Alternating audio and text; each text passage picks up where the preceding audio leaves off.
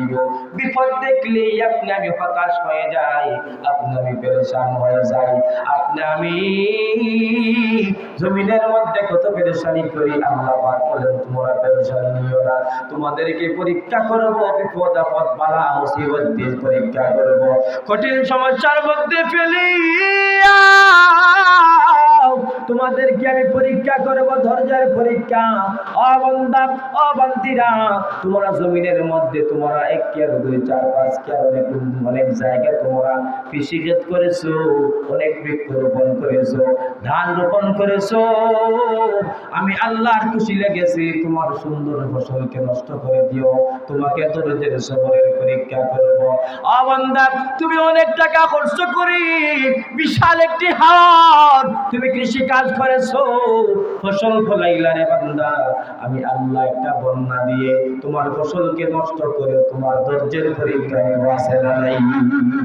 সেজন্য আপনার আমার লক্ষ টাকার ক্ষতি হতে পারে, আপনার আমার সন্তান মারা যেতে পারে, আপনাকে আমাকে আল্লাহ সম্মান দিয়েও পরীক্ষা করবেন, আল্লাহ পাক আপনাকে আমাকে লাঞ্ছনা দিয়েও পরীক্ষা করবেন। সদা সর্বদা আপনার আমার পরীক্ষা আছে না নাই? সেজন্য ধৈর্য ধারণ করতে হবে সদা সর্বদা। আপনার বিশাল বড় অসুস্থতা হয়ে গেছে, আপনার অনেক বড় বিপদ চলে আসছে, হঠাৎ করে শুনলেন লক্ষ টাকার ক্ষতির খবর শুনলেন, আপনি হতাশ হবেন না, আল্লাহর কাছে সাহায্য চাইবেন ধৈর্যের মাধ্যমে, ধৈর্য ধারণ করবেন এবং নামাজের মাধ্যমে। সুবহানাল্লাহ সুবহানাল্লাহ। আমার প্রাণের বন্ধুগণ, সেই বলতেছিলাম বিশেষ করে সন্তান যাদের মারা যায় তারা অনেক পেরেশান হয়ে যায়, হাউমাউ করে ক্রন্দন করে গো, আর অনেক বিলাপ করে, মাথা আছড় দেয়, নিজে নিজে অনেক বুকের মধ্যে চাপায়, আর আল্লাহ সিদ্ধান্তের বিরুদ্ধে চলে যায়, ধৈর্য হারা হয়ে যায়। অতএব ধৈর্য হারা হওয়া যাবে না। আল্লাহ সন্তান দিয়েছেন, আল্লাহ দিয়ে দিয়েছেন, সেটাই আল্লাহর সিদ্ধান্তের উপর ছেড়ে দেবেন। আল্লাহ খুশি হইয়া আপনার ইহকাল এবং পরকালের উত্তম ফয়সালা দান করবেন। সুবহানাল্লাহ। লা ইলাহা ইল্লাল্লাহ, লা ইলাহা লা ইলাহা ইল্লাল্লাহ, লা ইলাহা লা ইলাহা ইল্লাল্লাহ, লা ইলাহা আল্লাহ ছাড়া মাবুদ নাই, নবী ছাড়া ও কহি নাই, আল্লাহ ছাড়া মাবুদ নাই, নবী ছাড়া। দমে দমে পড়া মনে রে, দমে দমে পড়া মনে রে, লা ইলাহা ইল্লাল্লাহ, লা ইলাহা লা ইলাহা ইল্লাল্লাহ, লা ইলাহা লা ইলাহা মান শামন সাইলাম হাদান দৌলত চাইলাম না, দিদার দিয়ে দাও গো দেখা, দিদার দিয়ে দাও গো দেখা, এই তো মনের বাসনা, লা ইলাহা লা ইলাহা লা ইলাহা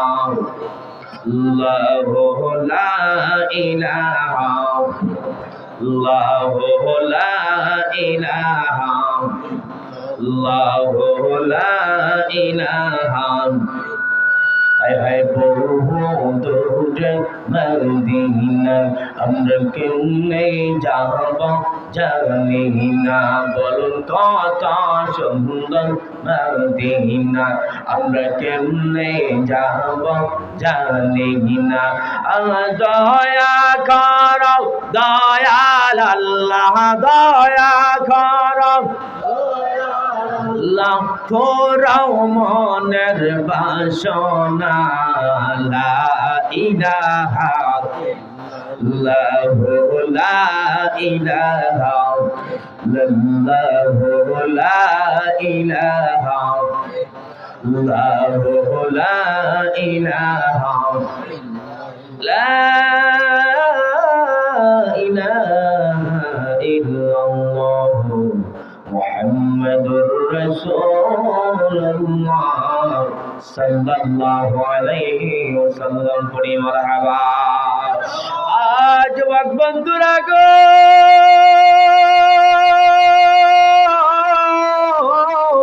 আমার পর্দা অন্তরালের বাবুলেরা, পিতৃতুল্য আমার বাবারা, আপনার বয়স হওয়ার কারণে দেখবেন আপনার চোখ আস্তে আস্তে কাজ করে না, আপনি দেখবেন আপনার হাত কাজ করে না, আপনি দেখবেন আগে শত শত মাইল হেঁটে হেঁটে চলাফেরা করেছে, আপনার বয়স হয়ে যাওয়ার কারণে আপনার পা দুইটা কাজ করে না, আপনি বেশি হাঁটতে পারেন না, আপনি বেশি কাজ করতে পারেন না।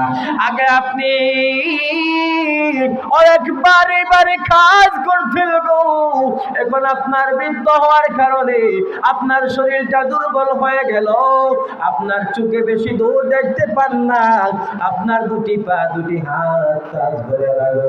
এই সময় আপনাকে ধৈর্য ধারণ করতে হবে। আল্লাহ আপনার অনেক মানুষের দেখবেন এক হাত এক পা অবশ করে দেয়, যাকে আপনি আমি বলি প্যারালাইসে। এই অবস্থায়ও ধৈর্যের পরিচয় আছে না নাই? আপনার একটি পা একটি হাত আল্লাহ দুর্বল করে দিয়ে আপনাকে ধৈর্যের পরীক্ষা করেন, আপনাকে আমাকে বিস্তার মধ্যে আল্লাহ ফেলে দিয়ে ধৈর্য পরীক্ষা করেন গো।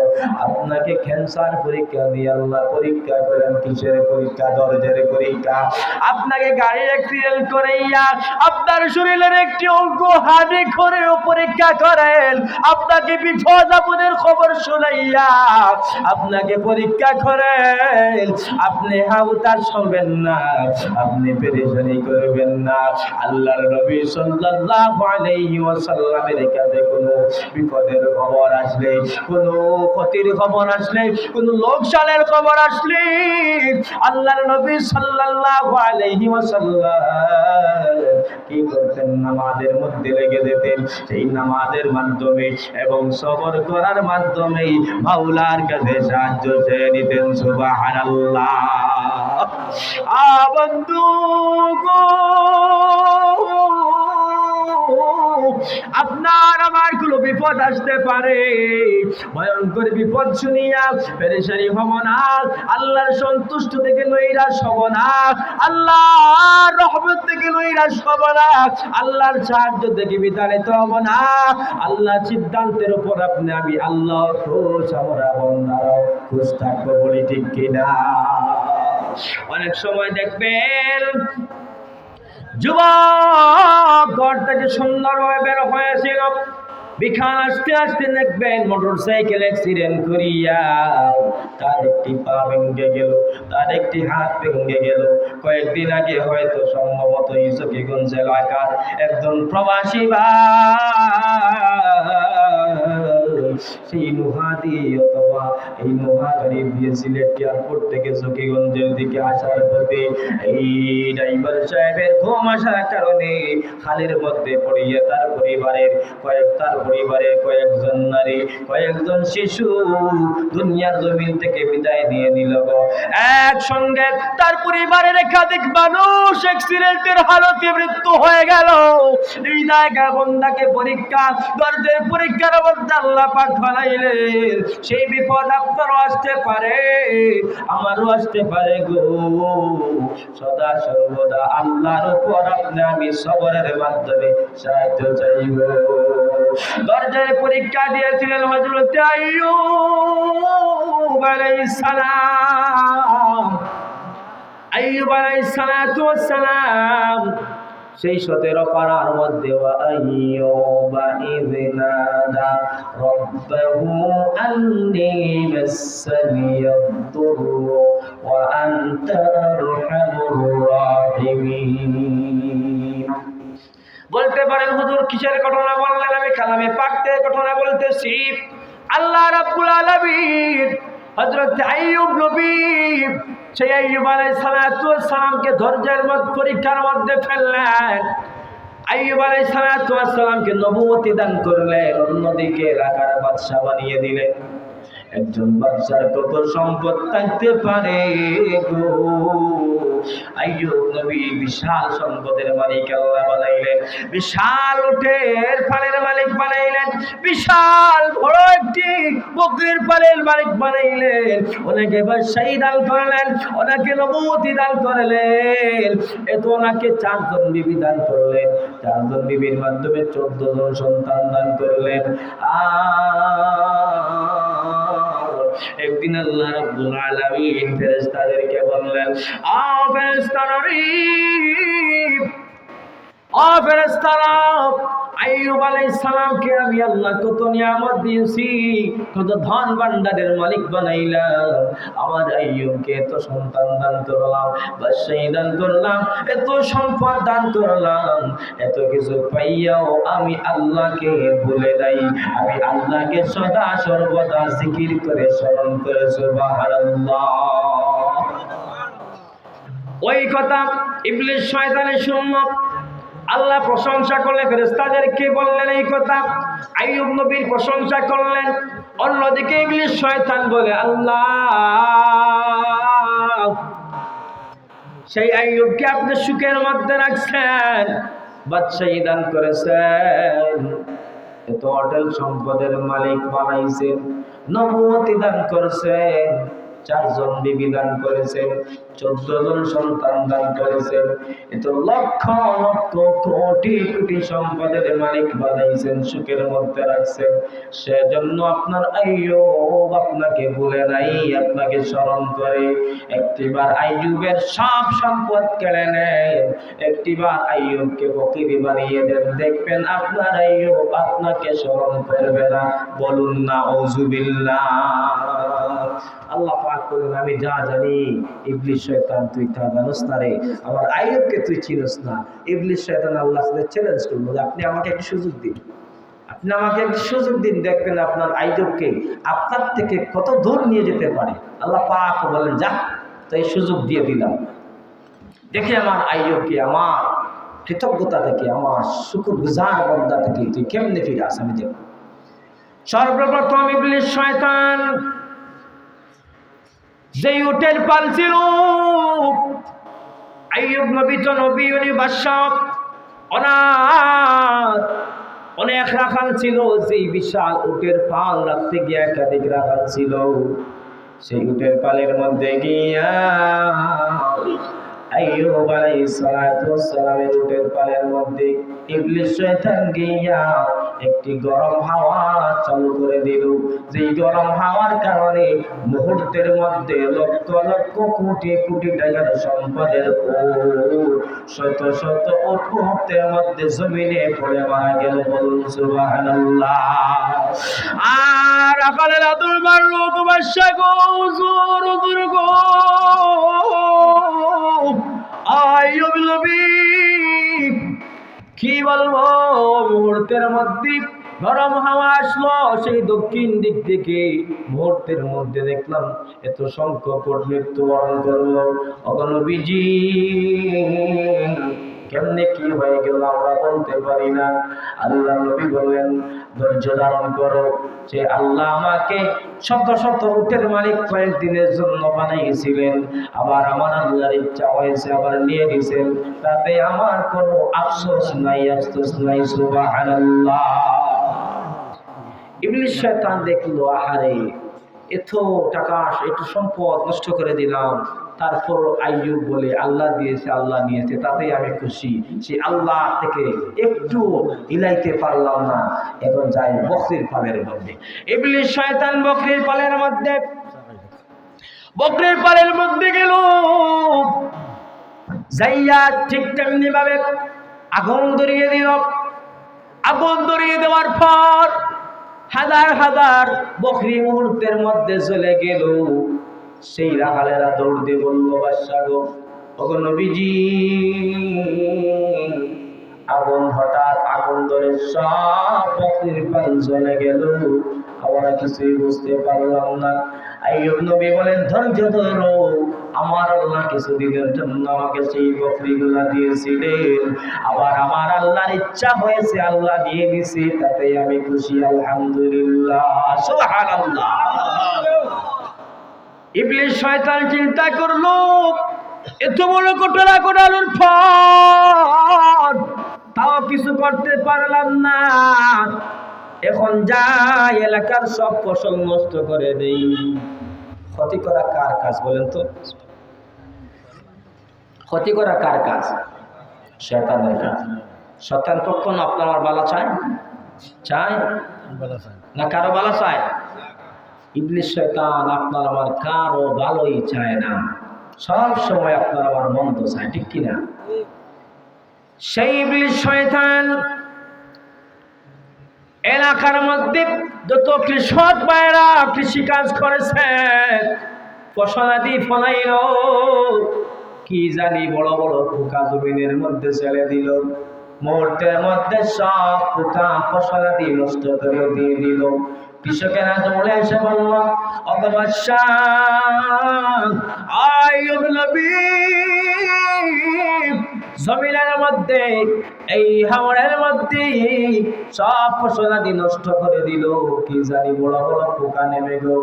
আল্লাহর নবী আইয়ুব বললেন, আর মানুষেরা সবর করো, ধৈর্য ধারণ করো, সেই আল্লাহ এত সুন্দর ফসল ধরিয়ে দিলেন জমিনের মধ্যে, সেই আল্লাহ ইচ্ছা হয়েছে সেই বিপদের সময়ে কষ্টের সময়ে ধৈর্য ধারণ করো।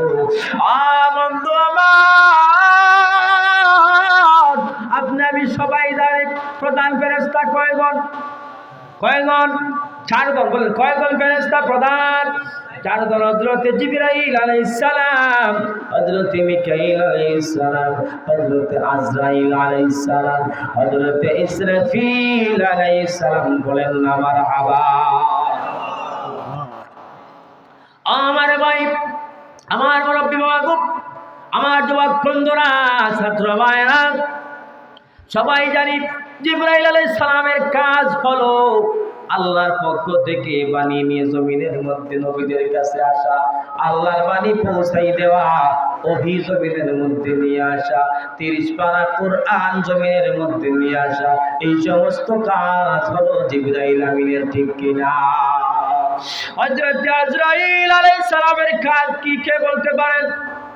আল্লাহ যত সৃষ্টি আছে গো, আল্লাহ যত মাখলুক সৃষ্টি করলেন, সব মাখলুকের রূহ কবজ করা, মৃত্যু ঘটানোই হচ্ছে আজরাইলের কাজ। যে আজরাইলের সূরত হবে নেককারের জন্য সুন্দর, আর বদকারের জন্য হবে চেহারা আসমানের উপরে, আর 2টি পা জমিনের নিচে, আর ভয়ঙ্কর বিকৃত চেহারা নিয়া বদকার নাফরমানের রূহ কবজ করতে আসবে গো। আল্লাহ রাব্বুল আলামিন সে ভয়ঙ্কর সাকরাতের সময় নবীজির নূরানি চেহারা দেখাইয়া সবার জবানে জারি করে দিয়ে লা ইলাহা ইল্লাল্লাহ, লা ইলাহা রাসূলুল্লাহ। সবাই পড়ে আমিন। তাহলে 3 নম্বর ইসরাফিল আলাইহিস সালামের কাজ হলো আল্লাহর হুকুমের অপেক্ষায়, সিংহানি ফুৎকার দেওয়ার অপেক্ষায়, কবে জানি আল্লাহ হুকুম করবেন আর আমার ফুৎকারের আওয়াজে সব পানি ধ্বংস হয়ে যাবে, আল্লাহর জমিন ধ্বংস হয়ে যাবে, সব কিছু ধ্বংস হয়ে যাব, সেই দায়িত্ব নিয়ে আছে। আর 4 নম্বর হযরত মিকাইল আলাইহিস সালামের কাজ কি কে বলতে পারে? কে বলতে পারবেন? মিকাইল আলাইহিস সালামের কাজ হলো, আপনি আমি যে জমিনের মধ্যে বৃক্ষরোপণ করি, আর আলি রুইয়া আসি, এই ধান চাষ করি, তত ফসল আদি আছে, যত রিজেক আছে, আপনি একটি গাছ গর্ত খনন করলেন, এই গাছে ডালাপালা দিয়ে দিলেন, এই জায়গার মধ্যে মাছ আসবে, এই জায়গার মধ্যে ধান হবে, এই জায়গার মধ্যে কদু হবে, এই জায়গার মধ্যে শশা হবে, এই জায়গার মধ্যে এই হবে সেই হবে, আপেল আঙ্গুর, আপনি গাছটি রুইলেন, এই গাছের মধ্যে, এই ধানের মধ্যে ধান খেয়ে ধরিয়ে দেয় হযরত মিকাইল আলাইহিস সালাম। বলেন না সুবহানাল্লাহ। তাহলে মিকাইল আলাইহিস সালামের কাজ হলো সব আল্লাহর মাখলুকের রিজিকের ব্যবস্থা করে দেওয়া। বলেন না সুবহানাল্লাহ। আমার বন্ধুগণ, সেজন্য সব ফসলাদি নষ্ট হয়ে গেল। ইয়াকুব আইয়ুব আলাইহিস সালাতু ওয়াস সালাম বলেন, কওমের মানুষেরা চিন্তা করো না, ধৈর্য ধারণ করো, সবর করো, কারণ আল্লাহর পক্ষ থেকে ধৈর্যের পরীক্ষা সবার জন্য। সবাই ধৈর্য ধরো, চিন্তা করো না। এখন রাজস্ব ফান্ডে এমন সম্পদ আছে, যেই সম্পদের ওসিলায় আমার এলাকার, আমার বাসায় সব এলাকার মানুষদেরকে কমপক্ষে 3 বছর খাওয়াতে পারবো। সেই কথা ইবলিস শয়তান শুনতে পায় আর ধন মারল। সেই রাজস্ব সম্পদের মধ্যে, সেই গুদামের মধ্যে গিয়া মুহূর্তের মধ্যে আগুন জ্বালিয়ে দিল। মুহূর্তের মধ্যে জ্বলে সব ছাই হয়ে গেল। বাদশাহ নবী আইয়ুব নবীর কাছে খবর আসলো, নবীজি আমাদের সব রাজস্ব গুদামের মধ্যে হঠাৎ আগুন লেগে গেল, মুহূর্তের মধ্যে সব জ্বলিয়ে ছাই হয়ে গেল গো। আল্লাহর নবী হযরত আইয়ুব আলাইহিস সালাতু ওয়াস সালাম শেষ পর্যন্ত 14 জন সন্তান ছিল, 7 জন মেয়ে 7 জন ছেলে। সব সন্তান এক ঘরের মধ্যে বসিয়া পড়ালেখার মধ্যে ছিলেন গো। ওই সময় একটি দেওয়াল ধাক্কা দিয়া ইবলিস শয়তান 14 জন সন্তানকে এক ধাক্কা দিয়ে মেরে দিল। আর সেই খবর যখন আইয়ুব আলাইহিস সালামের কানে গেল গো, ও আইয়ুব নবী আপনার 14 জন সন্তান মুহূর্তের মধ্যে দুনিয়ার জমিন ছেড়ে চলে গেল গো। দেওয়াল ধাক্কা দিয়ে কে জানি মেরে ফেললো। এই 14 জন সন্তানের মৃত্যুর খবর শুনিয়া আইয়ুব নবী একটু বিধ্বস্ত হন না, একটু পেরেশানিত হন না। আপনি বলেন আলহামদুলিল্লাহ, আমার আল্লাহ কয়েকদিনের জন্য আমাকে 14 জন সন্তানের বাবা বানিয়েছিল, 14 জন সন্তান নামক নিয়ামত দান করেছিল। আবার আমার আল্লাহর ইচ্ছা হয়েছে, আমার আল্লাহর খুশি লেগেছে, আল্লাহর খুশিতে আমি খুশি। আলহামদুলিল্লাহ, আমার আল্লাহর খুশিতে আমি খুশি। আলহামদুলিল্লাহ, উনি শুকরিয়া আদায় করলেন। শেষ পর্যন্ত ইবলিস শয়তান দেখলো, আহা সেই আইয়ুবকে তো এত ক্ষতি করার পর আল্লাহর শুকরগুজার থেকে সরানো যায় না, ঠিক কিনা? দেখবেন কারো 1-2 সন্তান মারা গেলে পেরেশান হয়ে যায়, চোখের পানি ফেলে। অনেক সময় অনেক মানুষ পাগল হয়ে আল্লাহকে গালি পর্যন্ত দিয়ে দেয়, আল্লাহর উপর নাশকরিমি হয়ে যায়, আল্লাহকে ভিক্ষা দিয়ে আল্লাহ আর কার সন্তান দেখলো না, আমার একটি মাত্র সন্তান নিয়ে নিল। আরে ভাই, আরে বাবা, এই সন্তান খেয়ে দিয়েছে আল্লাহ, নিয়েছেন কে? তাহলে কেন আল্লাহর উপর আপনি অসন্তুষ্ট হবে?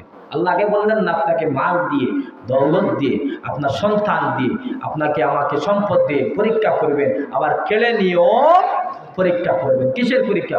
ধৈর্যের পরীক্ষা, ঠিক না? আপনি ধৈর্য ধারণ করবেন, তখন আপনাকে আল্লাহ পাক দুনিয়া আখিরাতে আপনাকে সাকসেসফুল করে দিবে। বলেন সুবহানাল্লাহ। আইয়ুব নবীর সাহেব আলহামদুলিল্লাহ শোনার পর চিন্তা করলো, আমি সব ধ্বংস করে দিলাম, এখন আইয়ুব নবী শরীরের মধ্যে আমি শয়তান লেগে যাব। আইয়ুব আলাইহিস সালাতু ওয়াস সালামের শরীরের মধ্যে এমন গরম ফু দিয়ে দিল, এমন গরম বাতাস চালু করে দিল, সেটা আল্লাহর হুকুমে দেওয়ার কারণে আইয়ুব নবী জিহ্বা ব্যতীত পা থেকে মাথা পর্যন্ত কিরার মাধ্যমে, পোকার মাধ্যমে আল্লাহ সারাটা শরীর খাওয়াইলেন। শরীরের মধ্যে ফোঁস পড়তে লাগলো, শরীরের মধ্যে খিলা কামড়াতে লাগলো, পোকা কামড় দিতে লাগলো, শরীর থেকে দুর্গন্ধ শোনাইতে লাগলো। চিন্তা করেন, কল্পনার চোখে চলে যান, চক্ষু মুছে একটিবার গভীর চিন্তা করেন, আল্লাহ না করুন আপনার শরীরের মধ্যে সারাটা শরীর পছন্দ হয়ে গেল, পোকা এইভাবে পিড়পিড় করতেছে, পোকা দংশন করতেছে, আপনাকে কামড় দিতেছে, আর আপনার শরীর থেকে ফোঁস গলে গলে পড়তেছে, আর আপনার শরীর থেকে দুর্গন্ধ ছড়াইতেছে, এলাকা দুর্গন্ধ ছড়িয়ে যাচ্ছে। কেউ আপনার পাশে আসবে না, কেউ আমার পাশে আসবে না, সবাই দূর দূর করে চলে যাবে, ঠিক কিনা? ঠিক তেমনি ভাবে আইয়ুব নবীর শরীর থেকে তো দুর্গন্ধ ছড়াইতে লাগলো। সব মানুষ ছেলে চলে গেল। এমনকি ওনার 4 জন বিবি ছিল গো, 4 জনের মধ্যে থেকে 3 জন বিবি চলে গেল। 3 জন বিবি চলে গেল গো। আর মুহূর্তের মধ্যে ওনার বাদশাহী চলে গেল। কেউ আর বাদশা হিসাবে মানে না। ওনার দুর্দিনে 4 বিবি থেকে 3 জন বিবি চলে গেল। একজন বিবি থেকে গেল, সেই বিবির নাম হচ্ছে বিবি রহিমা। দেখবেন বাস্তবে আপনার আমার সমাজের মধ্যে অনেক বিবি দেখবেন, অনেক বিবি দেখবেন, অনেক পরিবারের আমার মা বোনেরা দেখবেন স্বামীর সুখের দিনে পাশে থাকে, স্বামীর দুঃখের দিনে পাশে থাকতে পারে না। স্বামীর দুঃখের দিনে সে চলে যায়, আসে না নাই? আমি সব মেয়ের কথা বলছি না, সব মা বোনদের কথা বলছি না। এখন মা বোনেরা ভালো আছেন, যার কারণে সমাজ এখনো সুন্দরভাবে চলে, ঠিক কিনা? দেখবেন স্বামীর সুখের দিনে বিবি পাশে থাকি, বউ পাশে থাকি, ওয়াইফ পাশে থাকি। স্বামীর দুর্দিন চলে আসলে দেখবেন দূর সিসি করে, দাম দেয় না, সম্মান দেয় না, পাত্তা দেয় না। সে তার নিজ মতো চলতে থাকে, আসে না নাই? আছে তো। আমার বোনেরা গো, এগুলা করবেন না। এতদিন আপনার স্বামী ভালো অবস্থানে ছিল, আপনার স্বামী বড় একটি চাকরি করত, আপনার স্বামী বড় একটি ব্যবসা করত, আপনার স্বামী লক্ষ লক্ষ টাকার মালিক ছিল। মুহূর্তের মধ্যে হতে পারে কোনো বিপদ চলে আসছে, কোনো বিপদ আসার কারণে আপনার স্বামী ক্ষতিগ্রস্ত হয়ে গেছে। অ্যাক্সিডেন্টের কারণে আপনার স্বামীর পা নষ্ট হয়ে যেতে পারে, আপনার স্বামীর হাত নষ্ট হয়ে যেতে পারে, আপনার স্বামী পঙ্গু হতে পারে। সেজন্য আপনি আপনার স্বামীকে অবহেলা করবেন না। সেই বিবি রহিমার একটি কাহিনী থেকে আপনি শিক্ষা নেন। স্বামী কি জিনিস? স্বামী এই জিনিস। আমার আল্লাহ বলেন, আমি আল্লাহর পায়ে সেজদা করার পর যদি আমি নারীদেরকে বলতাম কাউকে সেজদা করার জন্য, আমি আল্লাহ বলতাম তাদের, সেই নারীরা তাদের স্বামীর পায়ে যেন সেজদা করে। সুবহানাল্লাহ। ও নারী গো, ও আমার মা বোনেরা গো, আপনাদের কাছে আপনাদের স্বামী অনেক বড় নিয়ামত না গজব? যদি কোন নারী মনে করে তার জন্য তার স্বামী গজব, তাহলে ওর জিন্দেগি বরবাদ, পরকালও এই জিন্দেগিতে সেই মা বোন শান্তি পাবে না, সুখী হতে পারবে না। পরকালে তো স্বামীর অসন্তুষ্টি থাকার কারণে সে জান্নাতও পাবে না। সেজন্য স্বামীর খেদমতগার হয়ে যান। স্বামী আপনার সম্মানের জায়গা, স্বামী আপনার ভরসার জায়গা। কারণ আল্লাহ পরে কাউকে সেজদা করার কথা বললে স্বামীকে বলতেন, স্ত্রীকে বলতেন স্বামীর পায়ে যেন সেজদা করে। এত দামি স্ত্রীর কাছে, বিবির কাছে স্বামী এত দামি। সেই স্বামীর দুর্দিনে আপনি পাশে থাকবেন, স্বামীর সুখের দিনেও পাশে থাকবেন, দুর্দিনেও পাশে থাকবেন। সেজন্যই আল্লাহ রাব্বুল আলামিন ইহকাল শান্তি, পরকাল মুক্তির ফয়সালা করে দেবেন। সুবহানাল্লাহ। সেই বিবি রহিমা ওনার স্বামীর শরীর থেকে ফুট বাইর হয়, পোকা দংশন করে, আর এত দুর্গন্ধ কোনো মানুষ পাশে আসতে পারে না। কিন্তু বিবি রহিমা ছেড়ে চলে যান না। শয়তান তাতেই তার শেষ নয়, তার অভিযান চালিয়ে যায় সেই এলাকা থেকে বিতাড়িত করার জন্য। মানুষদেরকে, মানুষের রূপ নিয়া লোকদেরকে বলে, জানুনি এই বিবি রহিমা সেই দুর্গন্ধের কারণে, সেই দুর্গন্ধ ছড়ানোর কারণে ইবলিস শয়তান এলাকার মানুষদেরকে বলল, ইয়াকুবকে তোমাদের এলাকা থেকে বের করে দাও, নতুবা সেই ভাইরাস জনিত রোগ, এটা একটি মারাত্মক রোগ ব্যাধি ভাইরাস, সেই ভাইরাস এলাকার সবার শরীরের মধ্যে ছড়ে পড়বে গো। তাহলে তোমরা বাঁচবে না, ইয়াকুবের মতো হয়ে যাবে। ইয়াকুবের মতো তোমাদের শরীরের এইভাবে পোকা খাবে, পোষ হয়ে যাবে, তোমাদের শরীরের মধ্যে দুর্গন্ধ ছড়াবে। সেই ইয়াকুবকে তোমাদের এলাকা থেকে বের করে দাও। যেই মাত্র ভাইরাসটা ভাইরাল করে দিল।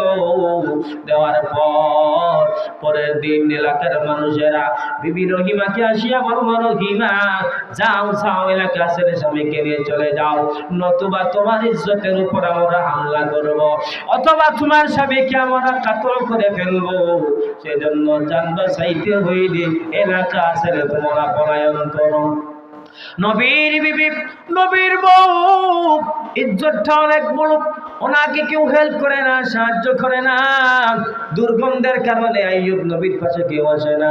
বিবি রহিমা ধৈর্য ধারণ করে ওনার স্বামীকে একটি চাদরের মধ্যে মুড়াইয়া কাঁধের মধ্যে নিয়া, আইয়ুব নবী হাঁটতে পারেন না, শরীরের মধ্যে কোনো শক্তি নাই।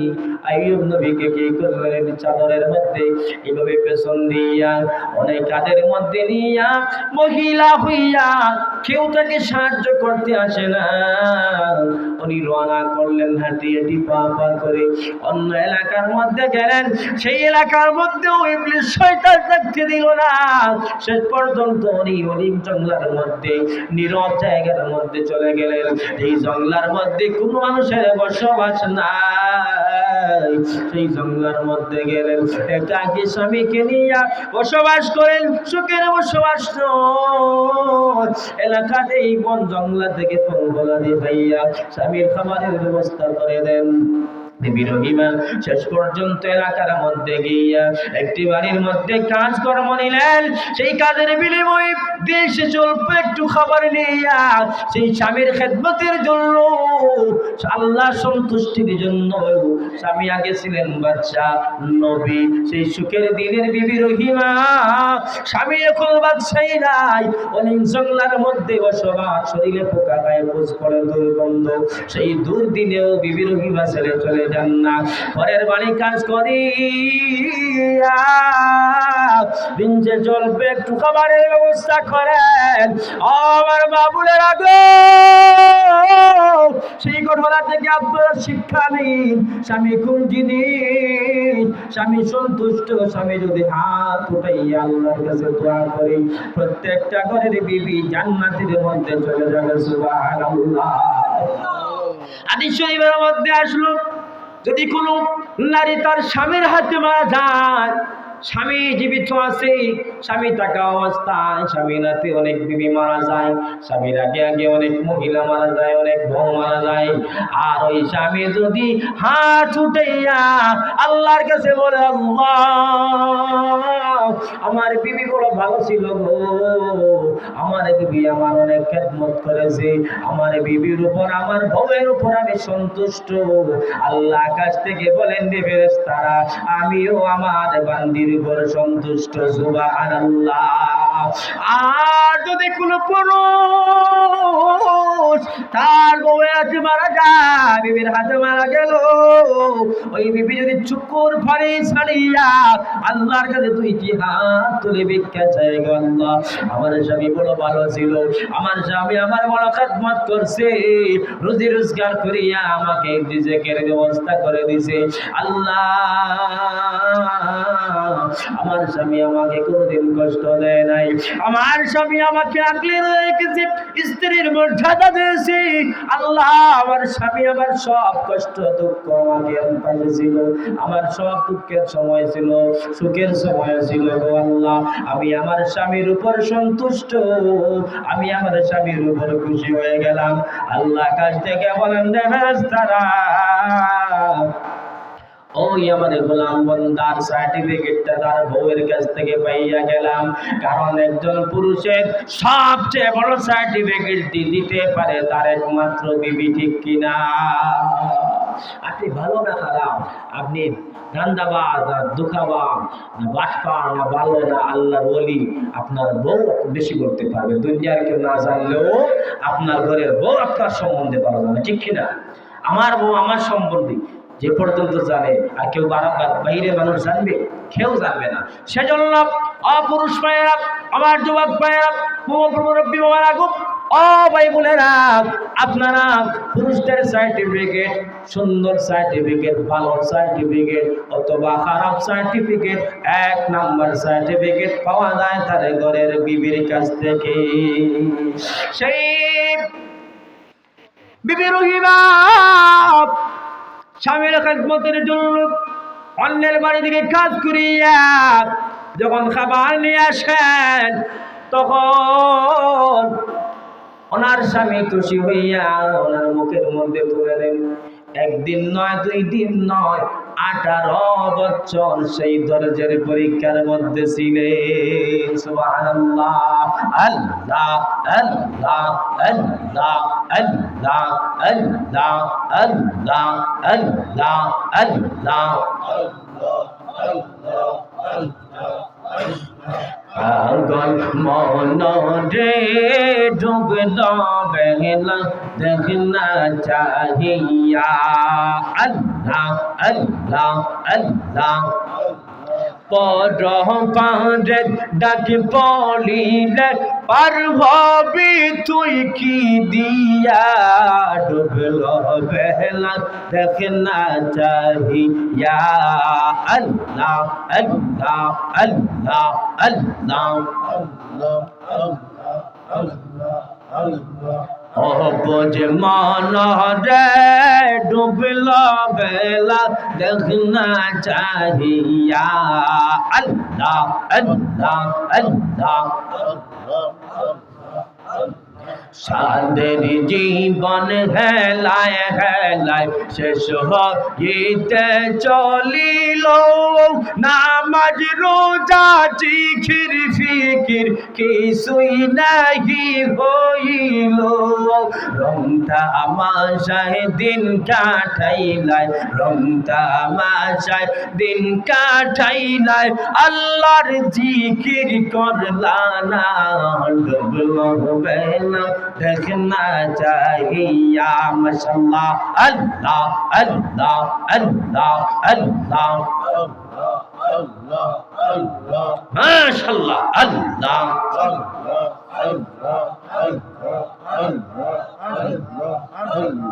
নবীর কালমা নামাজে রোজা পথের সম্বল করিয়া। সামনে চলো ও মুমিন ভাই আল্লাহ আল্লাহ বলিয়া।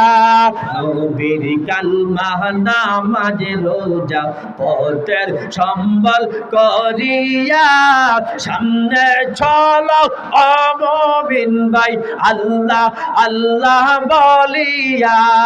আল্লাহ ছাড়া মাবুদ নাই রে, নবী ছাড়া উপায় নাই রে। দেখছো নি মন ভাবিয়া। ডুবল বেলা দেখনা চাহিয়া। আল্লাহ আল্লাহ আল্লাহ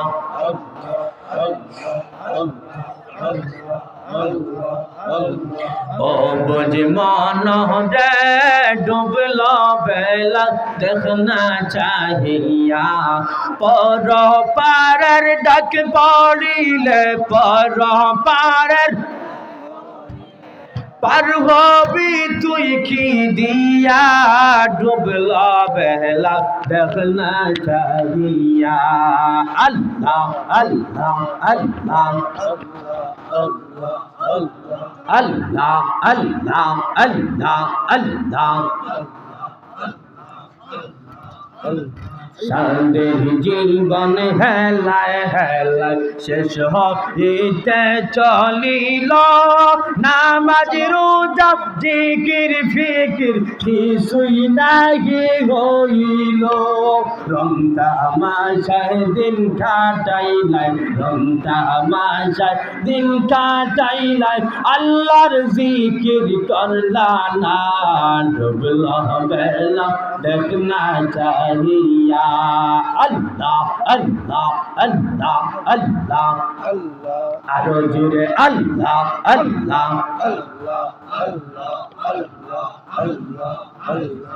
লা ইলাহা ইল্লাল্লাহ মুহাম্মাদুর রাসূলুল্লাহ। সবাই বলি সাল্লাল্লাহু আলাইহি ওয়াসাল্লাম। আর ভাই বন্ধুরা, আমরা দেখতে পাচ্ছি আমাদের সামনে উপস্থিত হয়েছেন হযরত মাওলানা সৈয়দ আহমদ সাইদি সাহেব কিশোরগঞ্জি। বলেন না মারহাবা। বাংলার দ্বিতীয় তুফাজ্জল হুজুর, বলেন না মারহাবা। আল্লাহ পাক ওনার আওয়াজে আমলে ইলমি কণ্ঠে বারাকা দান করুন, সবাই পড়ে আমিন। আমি আর বেশি সময় নিচ্ছি না, অল্প কিছু সময়ের ভিতরে ছেড়ে দেবো ইনশাআল্লাহ। আমার ফানের মাঝে বিবি রহিমা স্বামীর খেদমতের জন্য এক বাড়ির মধ্যে কাজ করতেন। দিন শেষে স্বামীর খেদমতের জন্য অল্প একটু খাবারের ব্যবস্থা হতো। খাবার আনিয়া সেই স্বামী আইয়ুব নবীকে খাওয়াইতেন। সেই জায়গায় শয়তানের ওয়াসওয়াসা, শয়তানের বিরুদ্ধাচরণ, শয়তানের বিরোধিতা, শয়তানের ক্ষতি। আমি আগেই বলেছি শয়তান আপনার আমাদের কখনো ভালোই চায় না। সেই কাজের বাড়ির মধ্যে মানুষের বেশি গিয়ে বলল, রে তোমাদের ঘরের মধ্যে যেই মহিলাটা কাজ করে জাননি, সেই মহিলার স্বামী এমন শরীরের মধ্যে এমন রোগ ব্যাধি হয়েছে, এমন বাইরের শরীরের মধ্যে জন্মেছি, সেই স্বামীকে খাওয়ায় দাওয়ায় সেই স্বামীর সেবা যত্ন করে, আর সেই স্বামী সেবা যত্ন করিয়া তোমাদের বাড়ির মধ্যে আসে গো, এই ভাইরাসটি তোমাদের পরিবারের মধ্যে ছড়াইবে। সেই দুশ্মনীটা লাগাইয়া দিল, সেই বাড়ি থেকেও বিবি রহিমার কাজটি চলে গেল। শেষ পর্যন্ত একদিন খাবারের ব্যবস্থা হইল না। ওই জামানায় মহিলাদের মাথার চুল বিক্রি হতো। বিবি রহিমা স্বামীর খাবারের ব্যবস্থা করতে গিয়া কি করলেন, চুলের অর্ধেক চুল কেটে বিক্রি করে দিলেন, অল্প খাবার নিয়ে আসলেন। বিবি রহিমা আসার আগে আগে ইবলিস শয়তান এসে বলল, মানুষের সুরত নিয়া, ও আইয়ুব, আইয়ুব গো, তোমার বিবি কেমনে তোমাকে আলিয়া খাওয়ায় তুমি জানোনি? আমার বিবি হালাল পন্থায় রুজি করে আমার জন্য খাবারের ব্যবস্থা করে। ইবলিস শয়তান বলে, না না না, তোমার বিবি চুরি করে তোমার খাবারের ব্যবস্থা করে। অনিত পয়গম্বর, অনিত নবী এইমাত্র চুরির খবর শুনতে পাইলেন যে আমার বিবি আমার জন্য চুরি করে না খাওয়ায়। নবী আশ্চর্য হয়ে বললেন, আমি আল্লাহর কসম করে বলি, যদি তাই হয় আমার বিবিকে আমি 100 বেদরাঘাত করে মারব। সুবহানাল্লাহ। এই প্রমাণ কি? আমার বিবিতে চুরি করে, রহিমারে চুরি করে এনে আমাকে খাওয়ায়, প্রমাণ কি? প্রমাণ পাইয়া যাবেন, আপনার বিবি আসার পর বলবেন মাথা থেকে কাপড় সরানোর জন্য। ঠিক আছে। কিছুক্ষণ পর যখন বিবি রহিমা স্বামীর খেদমতের জন্য খাবার নিয়ে আসলেন, আসিয়া আল্লাহ নবী আইয়ুব নবী আর আহার গ্রহণ করেন না, বলেন তুমি কোত্থেকে খাবার আনছো, কেমনে আনছো? হালাল পন্থায় আনছি স্বামী গো, আপনি খান। বললেন, না তুমি চুরি করেছো। না আমি চুরি করি নাই। মাথার কাপড় সরাও। মাথার কাপড় সরানো মাত্র এই চুল থেকে, মাথা থেকে অর্ধেক চুল কাটা। সেই ইবলিসের ওয়াসওয়াসা আর দেখা সব মিলে গেছে। আইয়ুব নবী আল্লাহর নামে কসম খেয়ে বললেন, নবী তোকে আমি 100 বেত্রাঘাত করব, তুই চুরি করে এনে আমার খাবারের ব্যবস্থা করিস। আলহামদুলিল্লাহ। বিবি রহিমা দুই নয়নের জল ফেললেন আর বললেন, প্রাণের স্বামী গো, 1 বছর নয়, 2 বছর নয়, 18 বছর আপনার খেদমতে হয়েছি গো। একদিন আপনাকে হারাম পন্থায় রিজিক ব্যবস্থা করে দেয় নাই। আমি আজকে কোনো কাজ কাম না পাইয়া এক মুষ্টি চুল বিক্রি করে আপনার জন্য অল্প একটু খাবারের ব্যবস্থা করলাম। প্রাণের স্বামী গো, আমি মিথ্যা বলি না। আল্লাহর পক্ষ থেকে জিবরাইল আমিন জমিনে আসলেন। আল্লাহর পয়গম্বর আইয়ুব আপনার বিবিকে আপনি একটুখানি বেত্রাঘাত করবেন, দাঁড়ান।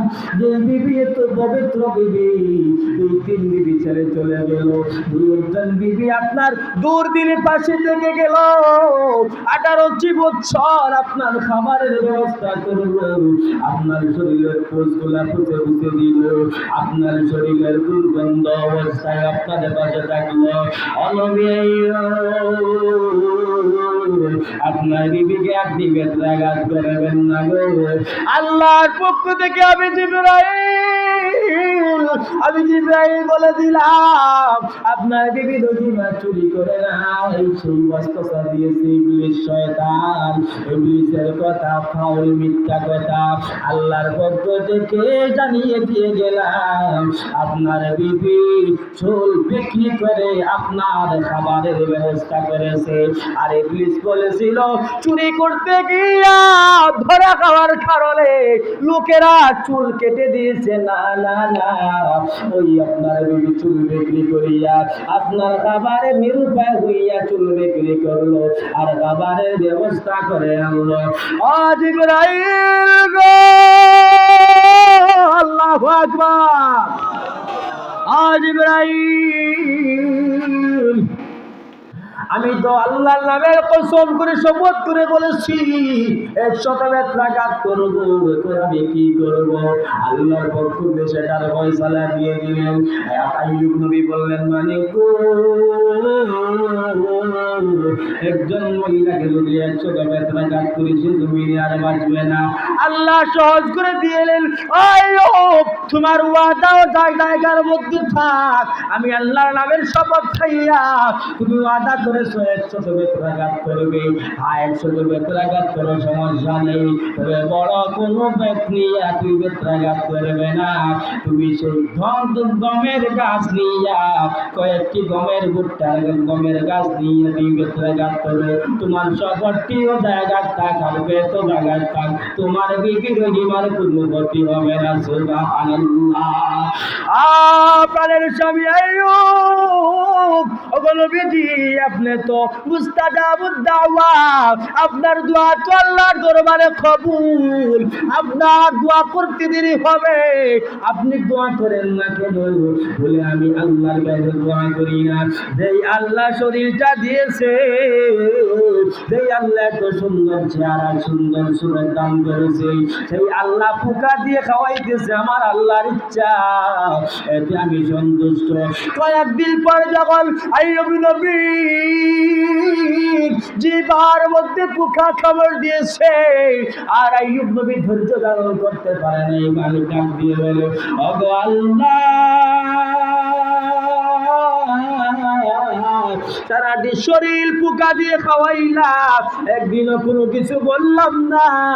আল্লাহ, আপনার নামের জিকির যেই বাদিয়ে করতাম, সেই পোকার কামড়ের চেয়ে আরো বেশি মজা পাইতাম জিকিরে। আল্লাহু আকবার। পোকা একদিকে খামড় দিত 18 বছর, অন্যদিকে আমি আপনার নামের জিকির করতাম, সেজন্য পোকার কামড়ের চেয়ে আমি জিকিরে বেশি মজা পাইতাম, তার কারণে আমি কষ্ট কম হইতো। আর সেই পোকা দিয়ে যখন আমার জিহ্বার মধ্যে খামড় দেওয়াইলা, আল্লাহ, আমি তো আর কোনো কিছু জিকির করতে পারবো না। যেই জিহ্বা দিয়ে আপনার নামের জিকির করতাম, সেই জিহ্বা পোকা দিয়ে খাওয়াই দিও না। আল্লাহ দোয়া পড়লেন, রব্বি আন্নি মাসানিয়াদ-দুররু ওয়া আনতা আরহামুর রাহিমিন। সবাই বলি আমিন। আল্লাহর পক্ষ থেকে হুকুম আসলো, আইয়ুব, এই পানি দেওয়া হলো, পানি দিয়ে তুমি গোসল করে নাও। মুহূর্তের মধ্যে পানির মধ্যে ডুব দিলেন, অথবা পানি খাইলেন, পানির মধ্যে ডুব দিলেন, গোসল করলেন। গোসল করার সঙ্গে সঙ্গে আইয়ুব নবীর সেই দুর্দশার শরীর, সেই দুরবস্থার শরীর কি হলো, মুহূর্তের মধ্যে সুন্দর যুবকে রূপান্তরিত করে দিলেন আল্লাহ। একটু পর যখন বিবি রহিমা আসিয়া বলল, আপনি খেয়ে ওনার স্বামীকে উনি চিনতে পারেন না। দেখুন সুন্দর একজন যুবক, এত সুন্দর যুবক আপনি খেয়ে থেকে আসলেন এই জায়গার মধ্যে, আপনাদের বিবি গো আমাকে ছিল না, আমি তোমার প্রাণের স্বামী আইয়ুব কেমনে কি হয়ে গেলেন, কি ছিলেন, এত সুন্দর কেমনে হলেন? আল্লাহ আমার এই সবরের উপর সন্তুষ্ট হয়েছেন। আমার এই ধৈর্যের পরীক্ষা আমি পাশ করেছি, সবরের গাঠা 18 বছর ধৈর্য ধরার কারণে আমি পাশ করে ফেলেছি। আমার আল্লাহ আমাকে এই সুস্থতা নিয়ামত ফিরিয়ে দিলেন, শুধু দিলেন না সব কিছু আল্লাহ ফিরাইয়া দিলেন। সুবহানাল্লাহ। আমার দয়াল নবী প্রেমের সাহাবী আর আসবে না জগতে, আমার দয়াল নবী আর আসবে না। 63 সাল জিন্দেগি কাঁদছে নবী উম্মতি, 63 সাল জিন্দেগি কাঁদছে নবী উম্মতি, এখনো কাঁদে নবী মদিনাতে। আমার দয়াল নবী প্রেমের সাহাবী আর আসবে না জগতে, আমার দয়াল নবী প্রেমের সাহাবী আর আসবে না। আমার প্রাণের মালিক, আমার প্রাণের বন্ধুগণ, যে আল্লাহ সম্পদের মালিক বানিয়েছে, মালিক বানিয়ে পরীক্ষা দিতেছেন। কাউকে লাখপতি বানাইছে, কাউকে কোটিপতি বানাইছে, কাউকে অনেক সম্পদের অনেক জায়গার সম্পদ দিয়ে মালিক বানিয়েছে, কাউকে জানো মান দিয়ে আল্লাহ অনেক ধনী বরাদ্দ করে দিছে, সেই জায়গায় পরীক্ষা। কাউকে গরিব বানাইয়া আমার আল্লাহ পরীক্ষা করেছে গো। সেজন্য যার যে অবস্থান থেকে জানি না, এখন আপনি লক্ষ টাকার মালিক, আগামী দিন আসতে আসতে আল্লাহ না করুন সেই লক্ষ টাকা সে চলে যেতে পারে, কোনো বিপদ আপদ হয়ে যেতে পারে, কোনো অঘটন ঘটে যেতে পারে। সদা সর্বদা আপনাকে ধৈর্য ধারণ করব, সবর করব, সবর এবং নামাজের মাধ্যমে আল্লাহর কাছে সাহায্য চাইব। সুবহানাল্লাহ। সেজন্য এই বাগান আপনার আমার নবীর বাগান। আমাকে আমার তাহির ভাই বলছেন যে একটু মাদ্রাসার জন্য, যদি আল্লাহ রসুলের প্রেমে মহাব্বতে কোনো ভাই আসেননি এই মাদ্রাসা